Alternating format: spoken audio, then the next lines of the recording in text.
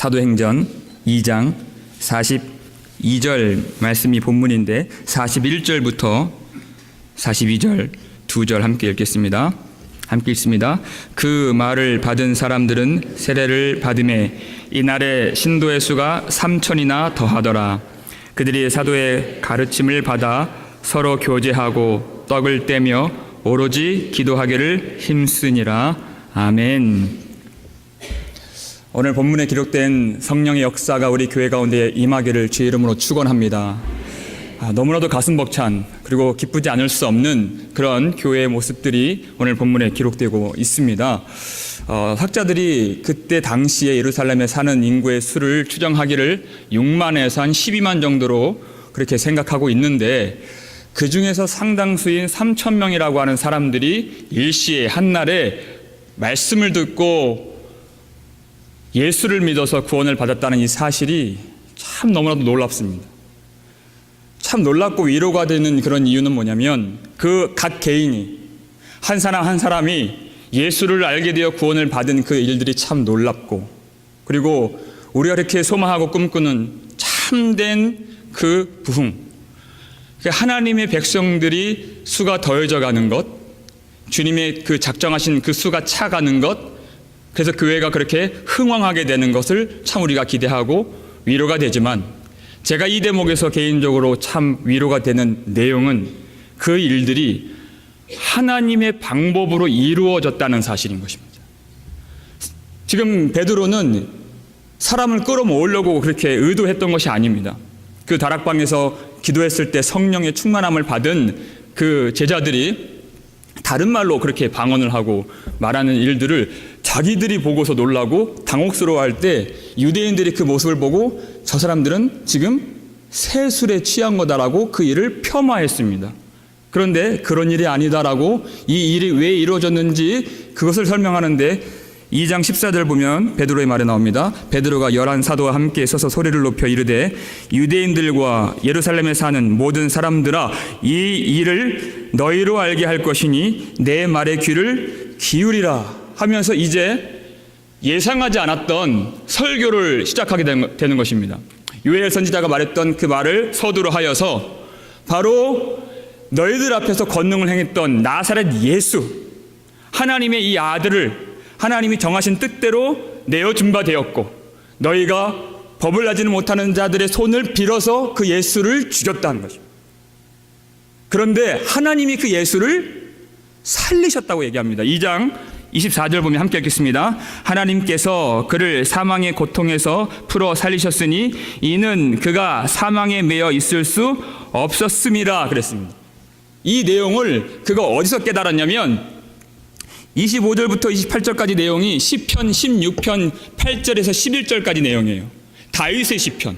그것을 보고서 그가 그 예수 그리스도를, 하나님의 아들을 하나님이 살리셨다는 것을 시편을 너무나도 잘 알고 있는, 구약이 정통한 유대인들에게 설명해주고 있는 것입니다. 보니까 29절에 형제들아, 내가 조상 다윗에 대하여 담대히 말할 수 있노니, 30절 보면 그는 누구라? 선지자라고 얘기합니다. 다윗을. 그 다윗이 31절 보니까 미리 본 고로 그리스도의 부활을 말하되 그랬습니다. 30절 보니까 그 위에 앉게 하리라 하심을 알았다. 다윗이 선지자였고 하나님이 그 아들을 십자가에 내어주고 그리고 그를 다시 살게 하실 것을 그가 알았다고 지금 얘기하고 있는 것입니다. 그걸 미리 보았다고 얘기하는 것입니다. 바로 그들이 죽인 예수를 하나님이 그들을 살리셨는데, 33절을 우리 함께 읽겠습니다. 33절 읽습니다. 하나님이 오른손으로 예수를 높이심에 그가 약속하신 성령을 아버지께 받아서 너희가 보고 듣는 이것을 부어 주셨느니라 그랬습니다.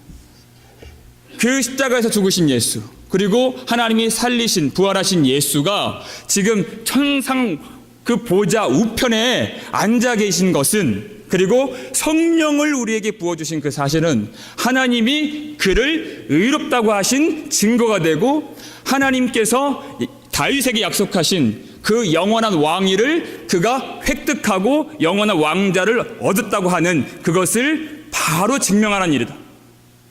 그 승천, 그 부활은 하나님의 아들이 하나님의 약속의 그 나라의 왕으로 취임했고 즉위했다는 것을 분명하게 드러내는 일이다라는 것입니다. 그 증거로 우리가 성령을 받은 것이다. 그 예수, 십자가에서 죽으시고 부활하시고 승천하신 예수, 하나님이 그를 주와 그리스도로 삼으신 예수, 그 예수를 바로 너희가 죽였도다. 이것이 바로 설교의 끝머리입니다. 그 예수를 너희가 죽였다는 것이. 그저 부드럽게 말하려고 노력도 안 했습니다. 감동을 주려고 하지도 않았습니다. 하나님이 주신 그대로, 하나님이 주신 그 말씀 그대로 전했다는 것이. 베드로는 그가 보고 그가 들은 것, 하나님으로부터 받은 것을 말하지 않을 수 없었던 것입니다. 그 뒤에 어떤 핍박이나 어떤 어려움이나 있을 수도 있겠지만 그런 것들이 전혀 계산이 되지 아니하고 하나님이 말씀을 부어주신 그 영광이 너무나도 커서 그 어떤 생각이나 어떤 계산이 없이 그것을 말할 수밖에 없는 그것이 바로 사도의 가르침이라는 것입니다. 교회가 바로 이 사도의 가르침 위에 굳게 설 수 있는 것입니다. 이것이 이 복음이 교회가 태동하게 된 원인이 되고 교회의 골격이 되고 앞으로 교회가 그것을 품어 나아가게 될 사명 그 자체라는 것입니다. 하나님이 우리에게 말씀을 주신다는 것은 우리를 건지시고 살리시겠다는 하나님의 사랑인 것입니다. 여러분 오늘 본문 바로 윗절을 보게 되면 41절에 그 말을 받은 사람들은 그랬습니다. 그런데 베드로가 어떻게 그 말을 줬죠? 그 말을 받은 사람들은 세례를 받고 구원을 받았는데 40절 보니까 후반절 맨 마지막에 이 패역한 세대에서 구원을 받으라 하니 그 말을 받은 사람들은 이렇게 나와요. 그러니까 이 사도의 가르침을 받는 것과 이 성경 기자 누가는 구원을 받는 것을 동일한 것으로 여기고 있다는 것이에요. 하나님의 말씀과 사도의 가르침과 주 예수 그리스도의 복음을 받았다 하는 것은 바로 구원을 받는 것이다 라고 우리에게 가르쳐주고 있는 것입니다. 그런데 이것이 너무나도 중요한 일입니다. 그런데 그것을 물리쳤다, 말씀을 받지 않았다 하는 것은 구원과 상관없는 것으로 귀결되는 것입니다. 그래서 데살로니가전서 4장 8절 그러므로 저버리는 자는 이 사도의 가르침을 저버리는 자를 의미합니다. 그것은 사람을 저버리는 것이 아니에요. 너희에게 그의 성령을 주신 하나님을 저버림이니라 그랬습니다. 하나님 예수님께서 그 천국의 열쇠를 제자들에게 주셨죠. 바로 그 내용입니다. 제자들이 그 복음을 받고 구원을 받아서 그 복음이 흘러가고 전달되어서 그 복음을 받은 사람들은 그래서 이 땅에서 그렇게 풀린 것은 하늘에서 풀린 것이라고 하나님이 그렇게 교회에게 그 권능을 허락해 주신 것입니다. 그래서 이 사도의 가르침, 이 베드로가 시종일관 주 예수 그리스도의 십자가와 부활과 이 승천에 대한 이 복음을 전한 것으로 말미암아 오직 사람이 어떤 노력과 어떤 사람들을 그렇게 흡족하게 할 만한 것으로 하지 아니하고 하나님의 방법으로 이 일이 일어났다는 거예요. 오늘 본문 마지막에 보면 42절 오로지 기도하기를 힘쓰니라 그랬습니다. 이것이 우리 지난주 1장 14절 본문이랑 똑같죠? 오로지 기도하기를 힘쓰니라.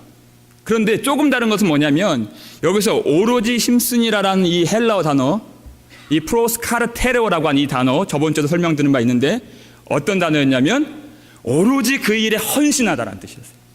오로지 열심을 다해, 그것도 이 일시적으로가 아니라 끊임없이 지속적으로 힘을 다해 열정적으로 그 일에 헌신하다라는 단어가 바로 오로지 힘쓰니라는 단어예요. 근데 헬라어 원문을 보면 이 프로스카르테로한 단어가 맨 문장 서두에 있어요. 그래서 다음에 나오는 수로들을 다 수식해주고 있는 것입니다. 오로지 힘쓰니라 무엇을? 사도의 가르침 받는 것을, 그리고 교제하는 것을, 그리고 떡을 떼는 것을, 그리고 기도하는 것을 오로지 힘써 헌신하니라 그 내용인 것입니다. 첫 번째가 뭡니까? 그 중에서 사도들의 가르침을 받는 것에 오로지 힘을 다해서 마음을 다해서 끈질기게 헌신하는 것이 바로 교회다 이렇게 가르쳐주는 것입니다. 이 가르침이 바로 교회의 뿌리가 되고 교회가 태동하게 되는 원인이 되고 교회의 뼈대가 될 수 있기 때문에 그렇습니다. 여러분, 사도의 가르침을 받는 일에 힘쓴다는 내용이 어떻게 이루어진 일입니까? 먼저 우리가 생각할 수 있는 것은 히브리서 10장 25절 말씀이죠. 모이기를 패하는 어떤 사람들의 습관같이 하지 말고 오직 권하여 그날이 가까움을 볼수록 더욱 그리 하자 그랬습니다. 이렇게 말씀을 먼저 사수하는 겁니다. 말씀을. 우리가 어떤 일을 할 때 우리가 힘을 써야 되는 일이 있는데 힘을 써서 헌신을 하고 나를 투척해야 할 일이 있는데 그 먼저가 뭐냐면 모이기를 힘씁니다. 이 말씀이 있는 자리에 말씀을 주시는 것은 곧 구원이 임하는 자리이기 때문에 그래서 하나님이 정말 이 중요한 일을 헌신하게 할 때는 우리의 힘으로 하는 것이 아니라 하나님이 그 자체를 사랑하게 하시는 사랑을 주신다는 것입니다. 제가 요즘에 참 이 감사한 게 뭐냐면 그렇게 말씀을 사수하고 사모하고 예배자를 지키는 분들의 모습을 보면 별로 힘이 안 들어 보여요. 왜냐하면 그 안에 정말 은혜가 있기 때문에 하나님이 사랑하신 자에게 그 은혜를 주시고 성령의 능력을 주시고 사랑을 주셔서 그것을 할 수 있도록 하시기 때문에 자녀 양육이 너무 어렵지만 그것을 우리가 너무나도 기쁘게 감당하는 이유는 사랑이 있기 때문에 그렇습니다. 그래서 많은 분들이 저에게 목사님 힘들지 않으세요라고 이렇게 인사를 하세요. 그런데 하나님이 주신 은혜가 뭐냐면 그 일을 감당할 수 있도록 사랑을 주신다는 거예요. 사랑을. 사랑하는 마음으로 정말 그 영혼을 사랑하고 교회를 사랑하고 정말 하나님께서 주시는 이 복된 자리를 사랑할 수 있는 마음을 날마다 날이 더해 갈수록 주신다는 것입니다. 얼마나 기쁜지 몰라요. 그래서 여러분들 그렇게 특별히 이렇게 이 주일 공예배처럼 한 200명, 300명이 드리는 예배가 아니라 이 소수만 모이는 이 예배가 정말 더 귀해요. 하나님이 연약한 자를 더 귀히 여기시는 것처럼 정말 더 귀해요. 그렇게 인사를 해주시는 분들을 보면은 제가 정말로 너무 감사하고 기뻐서 어쩔 줄을 모르겠어요. 그냥 한 분 한 분 다 이렇게 업어드리고 싶어요. 정말 그런 마음으로. 왜냐하면 하나님이 이 일을 기뻐하시고 그렇게 이 말씀이 교회에 태동하는 근간이고 뿌리고 뼈대요 사명이 되는데 그것을 지키겠다고 그것을 너무 사랑하여서 하나님의 마음을 받아서 그렇게 새벽마다 그렇게 하나님을 섬기고 그렇게 예배하는 그런 모습들이 얼마나 아름답고 사랑스러운지 모릅니다. 그와 같은 사랑을 주실 때가 있는데 그런데 우리가 참 연약하다 보니까 우리가 힘이 빠질 때도 있죠. 그때 힘쓰라는 것입니다. 사랑이 다 느껴지지 않을 때에는 정말 힘을 써서 힘들더라도 그것을 지켜내야 한다는 것입니다. 여기에 우리의 생명이 보존될 수 있는 힘이 말씀 안에 있기 때문에 그렇습니다. 더 나아가서 그뿐만이 아니라 하나님이 정말 이 사도의 가르침을 받는 것에 오로지 헌신하라는 이 말씀을 어떻게 받아야 하냐면 이 사도 바울이 빌립보서 2장 16절에서 가르쳐주고 있습니다. 빌립보서 2장 16절 생명의 말씀을 밝혀 그랬습니다. 그가 다름질이 헛되지 아니하고 수고도 헛되지 아니함으로 그랬습니다. 그가 정말 열심히 주님을 섬기고 정말 어떤 그 핍박과 고난과 자지 못함과 먹지 못함과 그런 모든 이 순환과 이 어려움들을 감내하면서 주님을 섬기고 있는데 그것이 헛되지 않는 일로 주님 앞에 용납받을 수 있는 딱 한 가지 일이 뭐냐면 그걸 가능하게 하는 일, 정말 다 허무하게 돌아가지 않도록 하는 딱 한 가지 일, 그게 바로 생명의 말씀을 온전히 밝혀야 된다는 것입니다. 이 말씀이 밝혀지지 않으면 그냥 그대로 어둠으로 남는 것이 말씀이기 때문에 그래요. 그래서 오로지 힘을 다하여서 사도의 가르침을 받기를 헌신할 때 바로 이 생명의 말씀을 밝히는 일로 헌신해야 된다는 것입니다. 여러분, 이 세상에 정말 수많은 교회들이 있고 수많은 말씀들이 있죠. 가슴 아픈 것은 뭐냐면 정말 그 말씀 속에서 하나님이 주시는 그 그대로를, 그 본연의 말씀 있는 그대로를 전하고 받는 그 일들이 아주 희귀하다는 것입니다. 많은 추종자들이 있고 많은 마음의 감동도 있고 거룩한 이름들과 내용들이 그 안에는 있어요. 근데 하나님이 원래 주시고자 하는 그 의도와 뜻을 밝혀내지 못하는 일들이 너무 많아요. 사람들을 어떻게 하면 그렇게 흡족하게 하고 사람 마음은 너무 잘 알고 할 수는 있겠으나 그 수준이 그저 인간의 수준, 도덕적인 수준, 율법적인 수준에 머무를 때가 너무나도 많은 걸 보게 됩니다. 왜냐하면 정말 하나님이 이 주신 말씀을 우리가 받을 때 힘쓰고 우리가 그 헌신을 해야 될 이유가 바로 여기에 있어요. 말씀을 그렇게 밝혀내지 않으면, 밝혀서 받지 않으면 어둠 자체로 머무르게 되는 거예요. 그래서 우리 한번 말씀을 찾아보겠습니다. 왜 그런지. 누가복음 24장 44절 말씀입니다. 누가복음 24장 44절 말씀입니다. 신약 141페이지에 있습니다. 누가복음 24장 44절 말씀입니다. 우리 함께 읽겠습니다. 또 이르시되 내가 너희와 함께 있을 때 너희에게 말한 바 곧 모세의 율법과 선지자의 글과 시편의 나를 가리켜 기록된 모든 것이 이루어져야 하리라 한 말이 이것이라 하시고 그랬습니다. 지금 예수님 뭘 말씀하시죠? 모세의 글과 그 율법과 그 선지자들의 모든 글과 시편에 이르는 모든 말씀이 그저 인간의 어떤 삶을 어떻게 살라 하시는 그 말씀이 아니라 오로지 그 표적과 그 목표와 그 골이 오직 예수 그리스도를 가르치는 말씀이라고 우리에게 알려주고 있는 말씀이에요. 그것을 밝혀내지 않으면 어둠 속에 그렇게 파묻는, 그것이 바로 땅 속에 그 보화를 감추는 일이 되는 것입니다. 여러분, 지금 이 내용을 끼고 있는 누가복음 24장은 그 예수 그리스도께서 십자가에서 죽으신 다음에 그 제자들이 실망하여서 슬픈 기색을 띠고 엠마오로 돌아가는 이야기가 여기 나옵니다. 그들이 슬펐다고 그랬어요. 여러분, 그들이 왜 슬펐나요? 예수 그리스도께서 십자가에서 죽으신 것 때문에 슬펐나요? 여러분, 예수 그리스도께서 십자가에 죽으신 것을 보면 어떤 정서들이 나옵니다. 감정들이. 슬픔도 나올 수 있고 기쁨도 나올 수 있어요. 그거 자체는 문제가 아닌데, 문제는 뭐냐면 예수 그리스도의 십자가의 의미를 모르고 슬퍼하는 것, 그 의미를 모르고 기뻐하는 것은 그건 문제가 된다는 것이에요. 이 제자들이 슬퍼한 것은 뭐냐면 예수 그리스도의 십자가의 죽으심, 그것을 보고 슬퍼했는데 정작 더 들어가면 뭐가 문제냐면 그들이 그 의미를 몰랐기 때문에 슬퍼했다는 것입니다. 16절을 한번 보세요. 그들의 눈이 가리워져서 그인 줄 알아보지 못하거늘 그랬습니다. 정말 그 의미를 모르는 것을 부활하신 예수님이 앞에 있음에도 불구하고 그를 인식하지 못하는 것으로 지금 보여주고 있는 것입니다. 근데 예수님이 그 짧은 시간에 무엇을 해주셨냐면 25절부터 27절까지입니다. 누가복음 24장 25절부터 27절까지 우리 한 목소리로 읽겠습니다.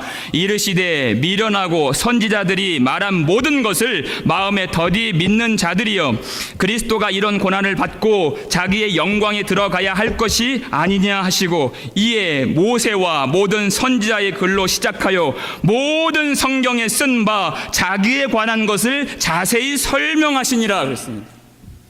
오직 모든 성경, 다르게 풀어져서는 안 될, 오직 예수 그리스도로만 열려져야 한 말씀인 것을 주님이 그것을 열어주셨을 때 그들은 그 더 이상 슬퍼하는 자리에 머무를 수 없다는 것입니다. 어떻게 됐냐면 31절, 32절입니다. 31, 32절 함께 읽겠습니다. 그들의 눈이 밝아져 그인 줄을 알아보더니 예수는 그들에게 보이지 아니하시는지라. 그들이 서로 말하되 길에서 우리에게 말씀하시고 우리에게 성경을 풀어주실 때에 우리 속에서 마음이 뜨겁지 아니하더냐 하고 그랬습니다. 오직 예수 그리스도. 지금은 예수님이 눈앞에 없습니다. 그렇지만 그들이 마음이 뜨거워졌어요. 왜 그렇죠? 예수 그리스도를 보는 것은 육신의 눈으로 그를 확인하고 육신의 어떤 일들과 어떤 환경과 상황이 변화되는 것으로, 내가 좋다고 인식하는 어떤 일들이 나타나는 것으로 예수가 나를 사랑하신다고 보는 것이 아니라 오직 모세의 글과 시편의 모든 말씀과 선지자의 모든 말씀으로 이미 우리에게 주신 생명의 그 말씀으로 예수를 발견하고 예수가 드러났을 때 그때는 전혀 다른 사람이 된다는 것입니다. 이 길 가는 동안에 예수님과 함께 저녁 식사를 하는 동안에 달라진 상황은 없습니다. 근데 뭐가 달라졌죠? 말씀이 풀어진 것이에요. 여러분, 우리 앞에 놓인 인생을 살아갈 때도 마찬가지입니다. 여러분이 무엇인가를 얻는 일이 많으시겠습니까? 상실할 일이 많으시겠습니까? 여러분이 자녀를 얻으실 일이 많으시겠어요? 자녀를 잃으실 일이 있으시겠어요? 혹 아브라함처럼 자녀를 얻는다 한들 그것에 대한 기쁨의 그 총량보다 내가 지금 기르고 있는 자녀를 잃었을 때의 슬픔의 총량이 훨씬 큰 겁니다. 이게 어떤 그 경제학적인 용어로서 손실 회피 편향 이론이라고 하는 건데, 여러분 만약에 100불을 얻는 일이 있고 기쁨이 있을 수 있겠죠? 근데 그 기쁨보다 내가 갖고 있는 100불을 잃었을 때의 슬픔이 훨씬 크다는 거예요. 그런 의미에서 우리의 인생은 앞으로 상실할 일이 훨씬 많은 겁니다.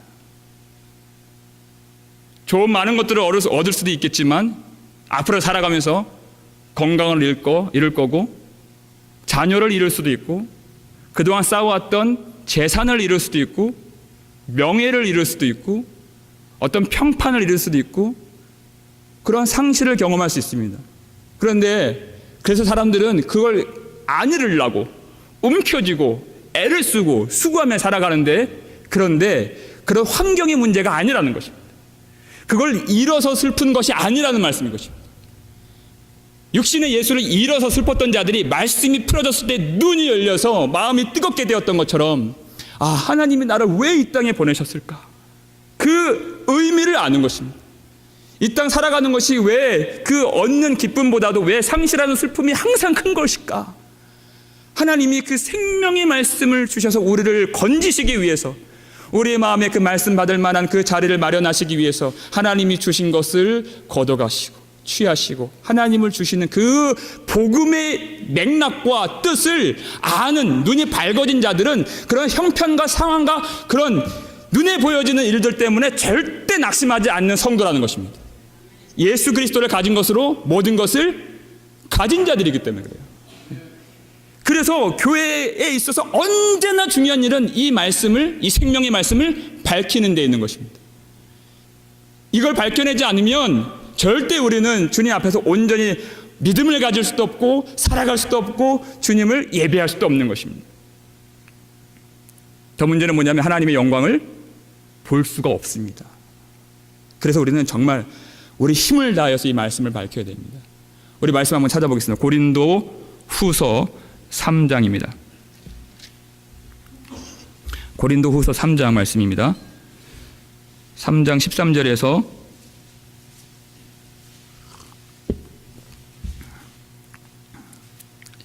18절까지 말씀입니다. 고린도후서 3장 13절에서 18절까지 말씀 함께 읽습니다. 우리는 모세가 이스라엘 자손들에게 장차 없어질 것의 결국을 주목하지 못하게 하려고 수건을 그 얼굴에 쓴 것 같이 아니하노라. 그러나 그들의 마음이 완고하여 오늘까지도 구약을 읽을 때 그 수건이 벗겨지지 아니하고 있으니 그 수건은 그리스도 안에서 없어질 것이라.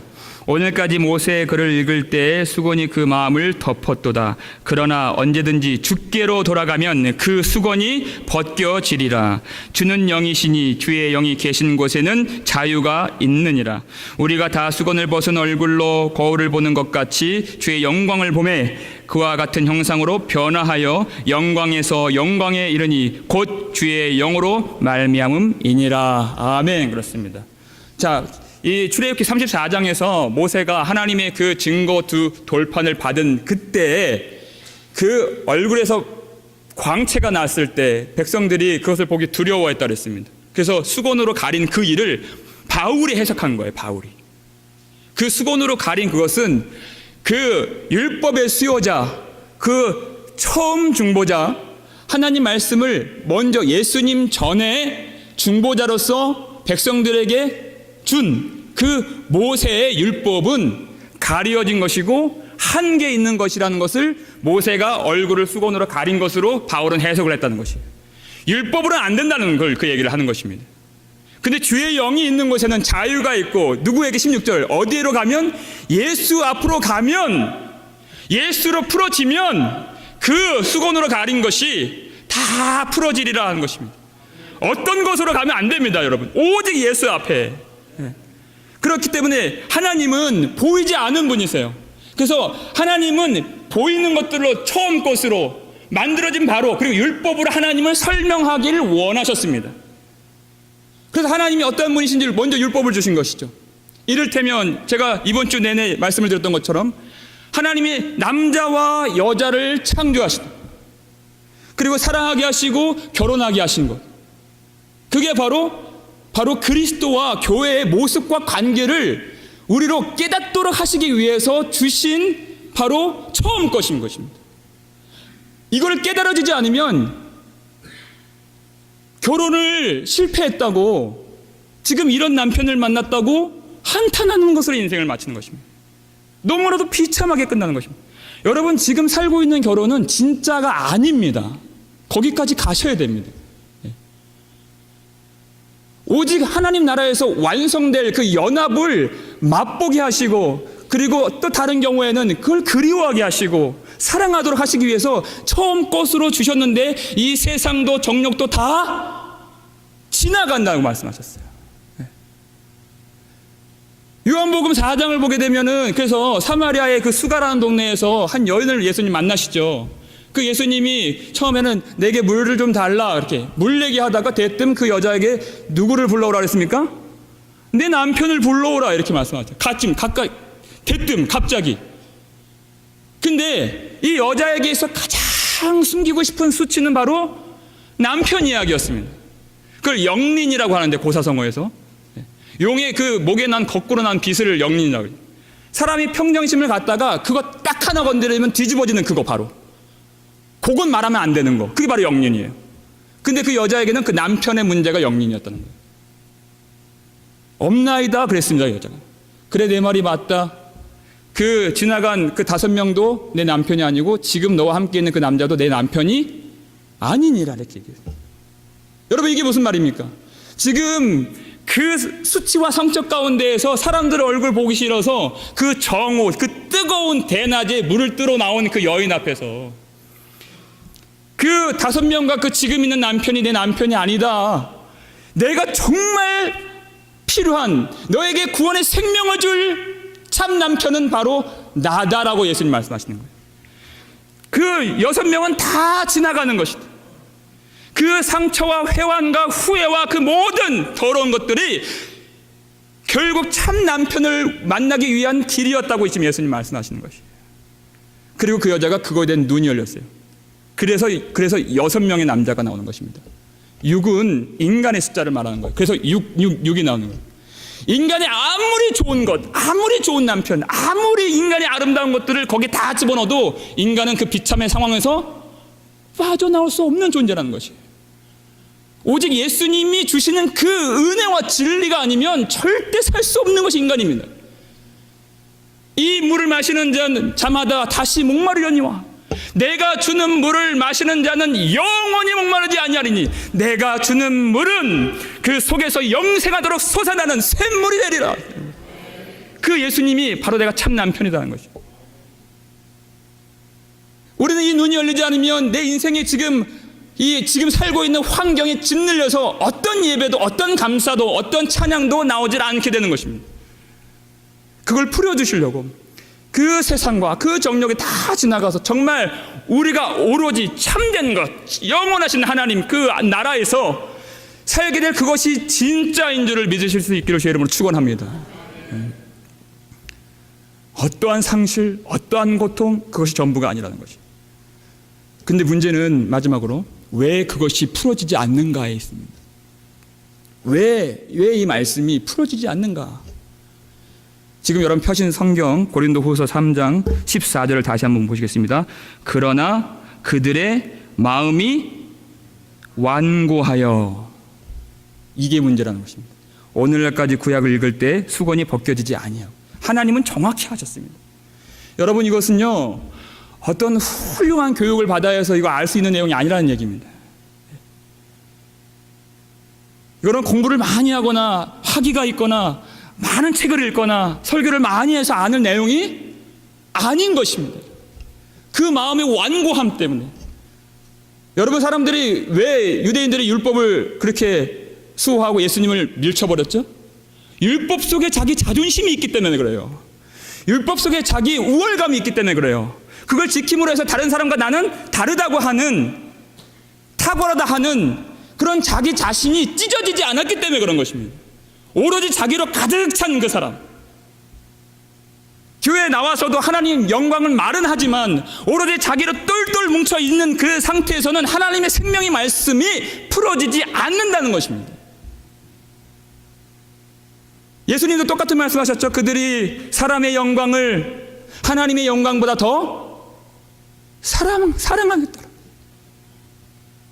여러분, 그 말씀은 정말 예수님이 우리를 사랑해 주셔서 말씀하시는 것입니다. 우리가 성도들이 참 우리가 너무 좋아서 우리 만나면 참 목사님 수고하십니다. 참 권사님 너무나도 귀하십니다. 참 장로님 너무 귀하십니다. 너무 힘이 됩니다. 너무 위로가 됩니다. 기도해 주셔서 감사합니다. 우리 이렇게 고백하죠. 하나님의 은혜가 있어 이렇게 고백을 합니다. 참 그런 일들이 더 있기를 원하는데 너무 감사한 얘기인데 우리는 거기까지는 할 수 있어요. 그런데 우리는 그 마음에 뭐가 들어있는지는 못 본다는 것입니다. 아무리 사랑하고 아무리 그를 귀히 여겨도 내 마음이 얼마나 돌과 같은지 정말 하나님이 보시는 그 눈으로는 볼 자가 없습니다. 하나님만이 우리가 얼마나 완고한지, 생명의 말씀을 밝혀내지 못할 만치 얼마나 그 속에 내가 똘똘 뭉쳐있는 자아인지를 오직 주 예수님이 사랑하셔서 주신 말씀인 것입니다. 여러분, 하나님의 말씀, 그 하나님의 방법 그대로 말씀이 오면 어떻게 되죠? 마음이 찔리게 됩니다, 여러분. 오늘 3,000명이 구원받은 그 본문으로 다시 한번 돌아보십시오. 36절, 7절, 8절입니다. 사도행전 2장 36절에서 38절까지 말씀입니다. 36절에서 38절까지, 사도행전 2장 36절에서 38절까지 우리 함께 읽겠습니다. 그런즉 이스라엘 온 집은 확실히 알지니 너희가 십자가에 못 박은 이 예수를 하나님이 주와 그리스도가 되게 하셨느니라 하니라. 그들이 이 말을 듣고 마음에 찔려 베드로와 다른 사도들에게 물어 이르되 형제들아 우리가 어찌할꼬 하거늘. 베드로가 이르되 너희가 회개하여 각각 예수 그리스도의 이름으로 세례를 받고 죄 사함을 받으라. 그리하면 성령의 선물을 받으리니 그랬습니다. 여러분, 하나님이 우리를 살리시기 위해서 그 마음에 완고한 것이 있으면 주의 영광을 볼 수 없는 처지에 있는 자들인 것을 아시기 때문에 우리에게 그 말씀 주시는 것입니다. 있는 그대로의 말씀. 우리는 부드러운 말, 어떤 우리의 마음에 격려가 되는 말을 원할 수도 있지만 하나님 우리를 살리시기 위해서 말씀을 통하여서 우리를 그 말씀으로 찌르시는 겁니다. 그 말씀이 찔림을 받는 것. 그래서 우리가 돌 같은 그 마음으로 그대로 살지 않고 그 말씀이 찔려서 그 마음 그대로 성령에 힘입어서 회개하며 회개한 자라 할지라도 그 은혜가 더욱 풍성하도록 그 생명이 더욱 그 은혜의 생명으로 더 나타날 수 있도록 그렇게 말씀을 통하여 역사해 주시는 것입니다.